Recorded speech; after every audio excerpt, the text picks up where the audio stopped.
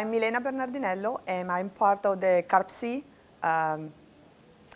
Capital Regional Area Planning Commission in Dane County in Madison that was grantee the Plan4Health for the group A, which is the physical activity focus.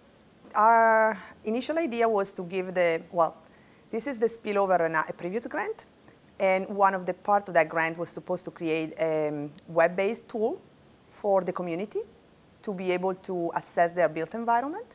So one of the main focus of our activity using the grant was to create this GIS-based web interactive tool. And as a second component of the grant, we are also having a group that's working on the healthy eating part.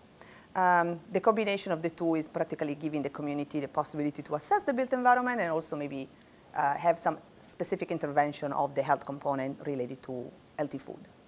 Okay. Our tool is working quite well in giving the community the possibility to assess their built environment. So it's quite easy, since it's web-based, they can just go there and click on it, see if their community is promoting active living. They receive a score, and they can have a sense of the component of this score and which one can be potentially improved. So it's quite technical, but it's quite easy to read.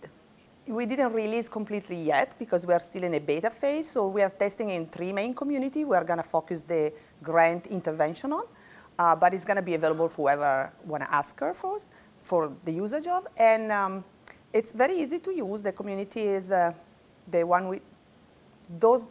They use it so far. They were very happy to use it, so it seems working. Good.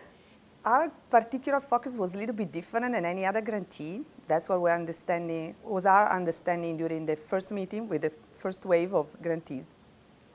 And so ours is more a coalition between institutions. So if there is any new grantee in the second wave that is creating that kind of coalition, it would be very important to really have a tight conversation about whatever rule and whatever kind of intervention on the field is going to happen.